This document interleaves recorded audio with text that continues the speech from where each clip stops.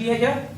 तो आप लिख लेंगे no potential energy in the string. String बोलते हो ना जो इसका धागा होता है। जरूर खेले होंगे आप इससे,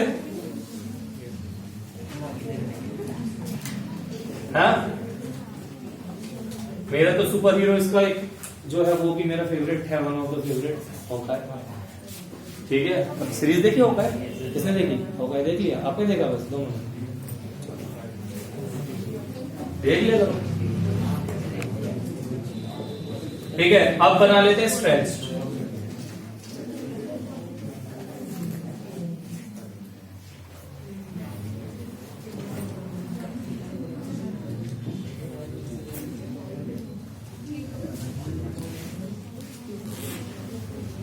भैया परशुराम जी का है ये।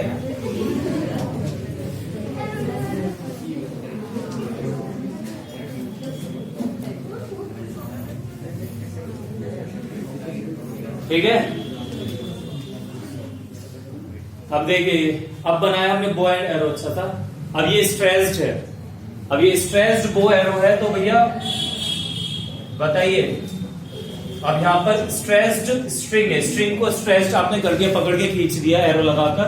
अब क्या है इसके अंदर पोटेंशियल एनर्जी? बिल्कुल। तो stressed string contains potential energy. तो जो स्ट्रेस्ड आपका स्ट्रिंग है उसमें क्या होगी? Potential energy. क्या अब एरो मूव करेगा भैया? बिल्कुल। Arrow can move if string is, बस स्ट्रेच करते ही भाग जाएगा क्या? नहीं, स्ट्रिंग को आपको छोड़ना भी पड़ेगा। String is released.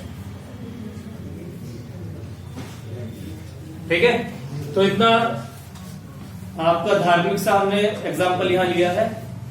ठीक है, तो आपने अभी यहां पर जो स्ट्रिंग है इसकी वो स्ट्रेच नहीं करी थी।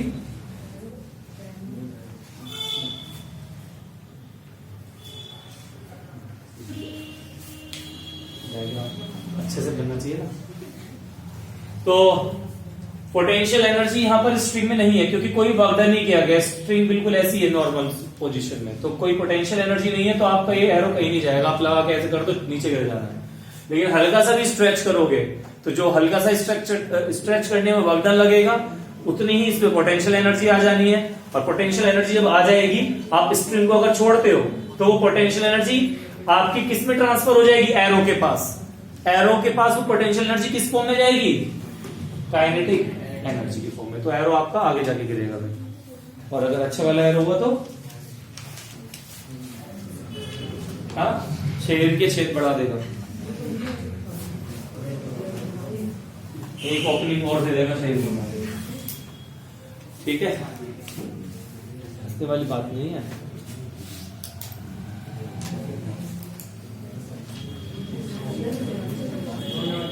लिखिए नेक्स्ट 2 मिनट ऐसे भी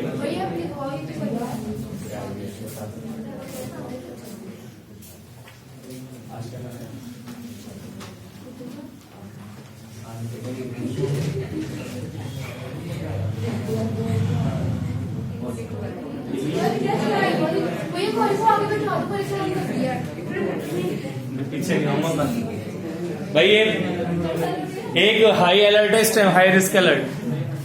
मास्क बिल्कुल ना हटाए।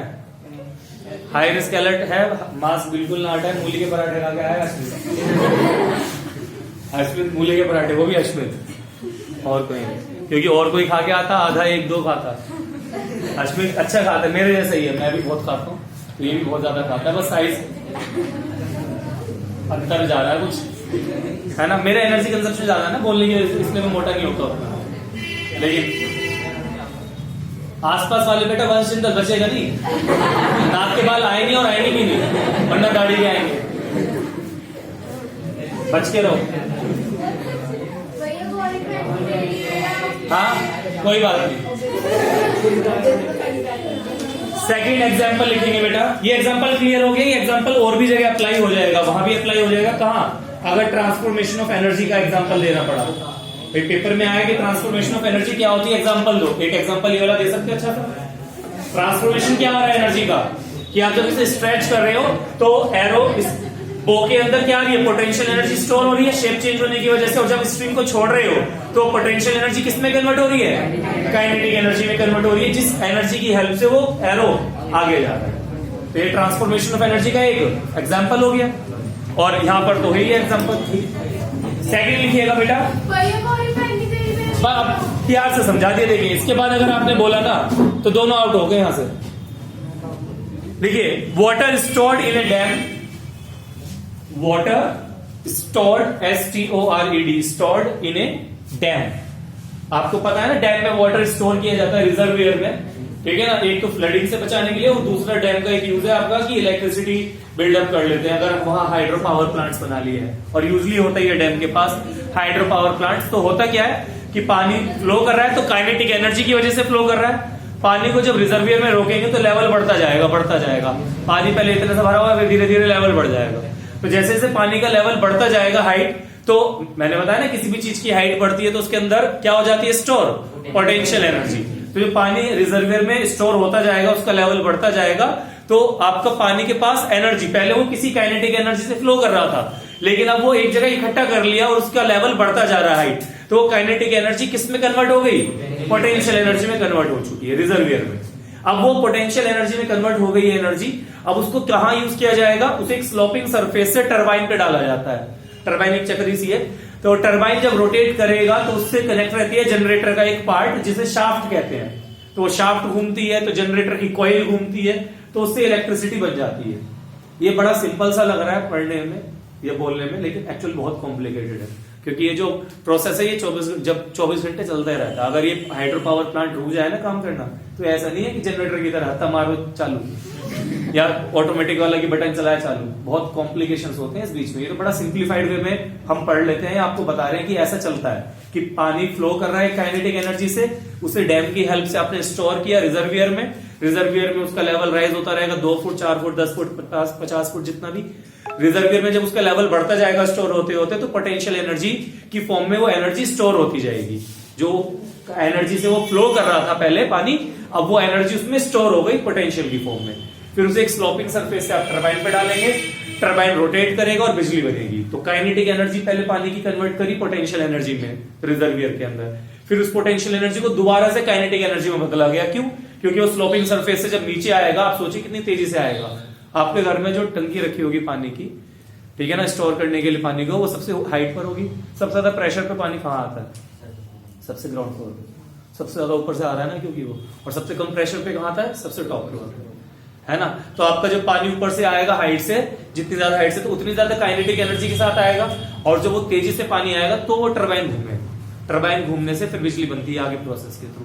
तो आपका एक तो पोटेंशियल एनर्जी भी समझा दी मैंने यहाँ पर, कि जो पानी आपका रिजर्वियर में स्टोर है डैम के, वो रिजर्वियर के अंदर जो स्टोर्ड वाटर है, वो वाटर रुका हुआ दिख रहा है, ठीक है, लेकिन उसके अंदर क्या है? एनर्जी। ये रखा हुआ है यहाँ पर ट्राइपॉड, यहाँ फोन लगा हुआ है, क्या इसके अंदर कोई एनर्जी है इस टाइम? फोन में है, आप ये नहीं कह सकते एनर्जी नहीं है, काइनेटिक एनर्जी नहीं है। मूव ऐसा थोड़ी, कोई चीज मूव नहीं कर रही तो उसके अंदर एनर्जी नहीं है, बिल्कुल है, उसमें भी एनर्जी। ये आपका प्रोजेक्टर यहाँ पे टंगा हुआ है, फैन है ऊपर, ये इनके अंदर एनर्जी नहीं है, बिल्कुल है एनर्जी। किस फॉर्म में? पोटेंशियल की फॉर्म में।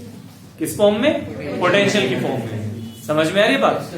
कोई दिक्कत तो नहीं है। तो आपका डैम के अंदर जो रिजर्वियर के अंदर आपका जो पानी स्टोर किया हुआ है, उस पानी के पास एनर्जी किस फॉर्म में है? पोटेंशियल की फॉर्म में। और वो पोटेंशियल एनर्जी जो उसके पास है, उसको इस्तेमाल किया जाता है किस चीज में? हाइड्रो पावर प्लांट्स में इलेक्ट्रिसिटी बनाने के लिए। मैंने एग्जांपल ज्यादा एलेबोरेट इसलिए किया कि साथ के साथ ट्रांसफॉर्मेशन ऑफ एनर्जी का भी एग्जांपल आपको समझ में आता जा रहा है कि एनर्जी एक फॉर्म से दूसरी फॉर्म में बदलती जा रही है। कोई दिक्कत? लिखो फिर। Water stored in a dam has potential energy due to its, repeat करो, water stored in a dam has potential energy due to its position, due to its position. Done? Clear हो गया शिवांश बाबू? शिवांशी नाम है? चलिए एक और लिखते हैं, एक और लिखा रहा हूं example. A stone lying on the roof, a stone lying, lying, lying on the roof of the building has potential energy, due to its height. A stone lying on the roof of the building मतलब किसी भी height पर, ये तो एक example बना रहे हैं। अगर कोई स्टोन रखा हुआ है किसी भी चीज की छत पे, आपके घर की छत पे, किसी बिल्डिंग की छत पर, ठीक है, lying on the roof of the building has potential energy due to its height. यानी आपका कोई भी चीज आपको रेस्ट में दिख रही है, लेकिन अगर वो ग्राउंड से कहीं ऊपर रखी हुई है तो वो रेस्ट में, लेकिन उसके पास क्या है, पोटेंशियल एनर्जी। इस टेबल पे इतनी सारी चीजें रखी हुई है, ठीक है, ग्राउंड से ऊपर रखी है ना किसी हाइट पर, तो इनके अंदर क्या स्टोर्ड एनर्जी, पोटेंशियल। आप कोई भी चीज हवा में देख लो, ग्राउंड से ऊपर कोई भी चीज रखी हुई है ना, तो उस ऑब्जेक्ट के अंदर क्या है, पोटेंशियल एनर्जी। वैसे रेस्ट में वो मूव नहीं कर रही, ऐसा थोड़ी किसी चीज के अंदर अगर एनर्जी है तो वो मूव ही कर रही होगी, ऐसा कोई जरूरी नहीं है। अगर किसी चीज के अंदर एनर्जी और वो मूव कर रही है तो फिर कौन सी एनर्जी है, काइनेटिक। लेकिन अगर ऐसे ही हवा में चीजें टंगी हुई है, ऐसे रखा हुआ है, पूरा टंगा हुआ है, इसमें क्या कोई एनर्जी नहीं है इस टाइम। किस फॉर्म में एनर्जी है इसके पास, पोटेंशियल, एक अच्छी खासी हाइट पर है। समझ रहे बात को? तो क्लियर है पॉइंट? तो अगर कोई भी चीज किसी हाइट पे रखी हुई है ग्राउंड से, तो उसके अंदर पोटेंशियल एनर्जी है। किसी भी चीज की आपने शेप बदल दी, साइज बदल दिया खींच के, तो उसके अंदर पोटेंशियल एनर्जी है। अब आगे क्या करना है बच्चे, हेडिंग लिखनी है छोटी सी,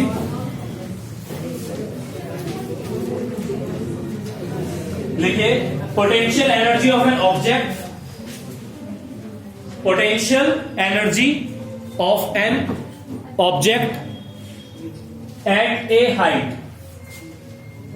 potential energy of an object at a height। तो अभी जो बात समझाई है बेटा आपको, वही बात मैं लिखवाऊंगा कि अगर कोई ऑब्जेक्ट हाइट पर है तो उसके अंदर क्या होगी, कुछ पोटेंशियल एनर्जी होगी। तो उस चीज को मैं इलेबोरेट कर रहा हूं, तो लिखिएगा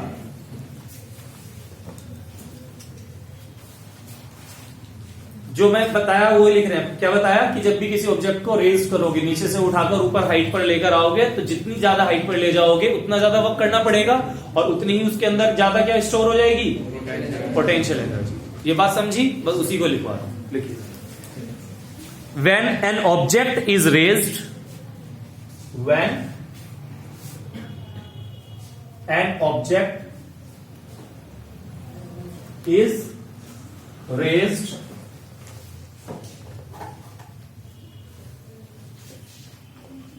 through a certain height, when an object is raised through a certain height above the ground, above the ground, comma, its energy increase. ठीक है, जब भी किसी चीज को ग्राउंड से ऊपर उठा के जाओगे, हाइट पर ले जाते जाओगे, उसकी एनर्जी क्या होगी, इंक्रीज होगी। क्यों? क्योंकि हाइट बढ़ाने के लिए आपको वर्कडन करना पड़ेगा। भाई कोई, मैं कह रहा हूँ कोई लगेज है, इतना बैग है वैसा, थोड़ा सा उठाने में वर्कडन ज्यादा लगेगा, थोड़ी हाइट पर, और ज्यादा हाइट पे उठाने में और ज्यादा वर्कडन लगेगा। अश्मित को ले लो, और मैं अश्मित को गोदी में उठाने लगूं, थोड़ी सी हाइट पे उठाने में थोड़ी मेहनत लगेगी, ठीक है, मेरी एनर्जी खर्च होगी और उसकी एनर्जी बढ़ रही होगी, ठीक है। और ज्यादा हाइट पे उठाने में और ज्यादा वर्कडन करना पड़ेगा, और ज्यादा एनर्जी इसके अंदर स्टोर हो जाएगी पोटेंशियल की फॉर्म में, ठीक है। तो वही चीज हम लिख रहे हैं कि जैसे जैसे ऑब्जेक्ट को ऊपर की तरफ राइज करेंगे तो उसके अंदर एनर्जी स्टोर होती जाएगी। क्यों हो रही है स्टोर? क्योंकि भाई मेहनत करने वाले की एनर्जी खर्च हो रही है, और एनर्जी क्या है, कंजर्व, मेरी खर्च हो रही है तो उसको एब्जॉर्ब हो रही होगी, ठीक है। लिखिएगा आगे इसमें आगे, दिस इज बिकॉज, ऐसा क्यों होता है, ग्राउंड से ऊपर की तरफ उठाते हुए एनर्जी खर्च होती है, क्योंकि हम ग्रेविटी से अगेंस्ट में उठा रहे हैं। तो this is because work is done on it against gravity. तो अश्मित को उठाने में तो मेरी एनर्जी खर्च होगी, लेकिन जब छोड़ूंगा तो उसमें कोई एनर्जी खर्च थोड़ी हो रही है, अपने आप नीचे आ जाएगा। जितने ऊपर से छोड़ूंगा उतने धड़ाम से फ्लोर टूटेगा। दिस इज बिकॉज, बुरा तो मत मानेगा, this is because work is done on it against gravity. This is because work is done on it against gravity while it is being raised. While WHIL, while it is being raised. While it is being raised. तो जब ऊपर उठा रहे हो किसी object को gravity से against में, तो भाई ग्रेविटी के अगेंस्ट आप काम कर रहे हो, ठीक है, नेचर के अगेंस्ट आप काम कर रहे हो, तो भाई आपको मेहनत करनी पड़ेगी, एनर्जी आपकी खर्च होगी और दूसरे को एनर्जी मिलेगी जिसे आप उठा रहे हो, ठीक है। नेक्स्ट लाइन में लिखना, the work done gets stored in the form of, the work done gets stored, STORED, stored in the form of potential energy. The work done gets stored in the form of potential energy of the object. Gets stored in the form of potential energy of the object and is called gravitational potential energy. And is called gravitational potential energy. ठीक है। अब अभी तक जितना आपने लिखा इसमें से याद क्या करना है भैया? रटना तो कुछ भी नहीं है, लेकिन एक बार को जो डेफिनेशन पेपर में पूछने वाली है वो पोटेंशियल एनर्जी की है, तो उसे आप थोड़ा सा तरीके से स्टेटमेंट को माइंड में रखें सो दैट डेफिनेशन गलत ना कराएं पेपर में, ठीक है। उसके अलावा एग्जाम्पल की बात रही, यार एग्जाम्पल ये तीन में से कोई एक लिखो, ये इनके अलावा और कोई एग्जाम्पल अपने दिमाग से लिखो, आप लिख सकते हो। अगर आपको मतलब समझ में आ गया ना कि पोटेंशियल एनर्जी का क्या मतलब है, तो आप लिख दोगे। आप कोई भी एग्जाम्पल बना दो अपने दिमाग से कि हमारे पास कोई रबर है, उस रबर को पकड़ के हमने खींच दिया, शेप चेंज हो गई, तो जितनी मेहनत उसमें लगी उसके अंदर उतनी पोटेंशियल एनर्जी स्टोर हो गई। स्प्रिंग हमने पकड़ के खींच दी या तो हमने पकड़ के एक्सपेंड कर दी, तो जब हम छोड़ेंगे तो वापस अपनी शेप में आने की कोशिश करेगी, या अगर हमने उसे पकड़ के कंप्रेस कर दिया तो वो कंप्रेस हो तो जाएगी, लेकिन जब हम उसे छोड़ेंगे तो दोबारा से अपनी शेप में आने की कोशिश करेगी। ऐसा क्यों? क्योंकि जब भी हम वर्क डन कर रहे हैं या तो उसे खींचने में या दबाने में, तो उसके अंदर क्या हो रही है, शेप चेंज हो रही है, और उसके अंदर क्या स्टोर हो रही है, पोटेंशियल एनर्जी स्टोर हो रही है, खींचने में भी और दबाने में भी। तो जब हम स्ट्रेच करना बंद कर देंगे या कंप्रेस करना बंद कर देंगे तो वो दोबारा से क्या करेगी, जो एनर्जी स्टोर हुई है उसकी मदद से अपनी शेप को दोबारा से गेन करने में यूज कर लेगी। गलत तो नहीं कह रहे, सही बोल रहे हैं, ठीक है। तो एग्जाम्पल आप बना सकते हैं, तो वो भी आपका रटने लायक नहीं है। किसी की इंग्लिश बहुत वीक है तो वो समझ के जो जरूरी वर्ड है उन्हें याद कर ले, ठीक है। बाकी बात रही, अब ये जो लिखवाया मैंने, ये भी आपके समझने वाली चीज है, ये किसी न किसी वे में रीजनिंग क्वेश्चन में आपके काम आ जाएगा। रटना नहीं है कि टॉपिक की हेडिंग रटी और फिर उसके बाद रट लिया उसके अंदर का, नहीं करना है, समझना है बस। जो बार बार एक बात बोल रहा हूं वही लिखवा दी। जितना वर्क डन करोगे किसी चीज को ग्रेविटी के अगेंस्ट उठाने में, उतनी हाइट बढ़ती जाएगी, उतना आपको मेहनत करना पड़ेगा, उतनी ज्यादा आपकी एनर्जी खर्च होगी, और जिसे उठा रहे हैं उसमें उतनी ज्यादा एनर्जी स्टोर होगी पोटेंशियल एनर्जी की फॉर्म में। क्लियर?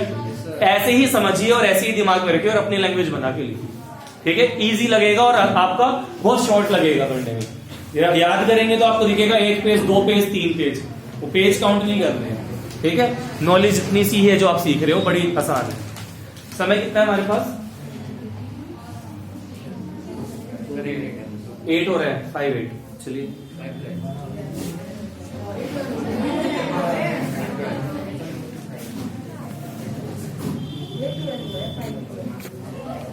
फाइव 12 हो रहे हैं, याद तो नहीं है क्या ऐसे? 12 लिखिए, एक्सप्रेशन फॉर पोटेंशियल एनर्जी। बिल्कुल जी, नेक्स्ट हेडिंग है, आपने थ्योरी समझ ली इसकी क्या होता है, ये एग्जाम्पल पढ़ लिया, अब इसका फॉर्मूले का डेरिवेशन पढ़ना है। तो एक्सप्रेशन फॉर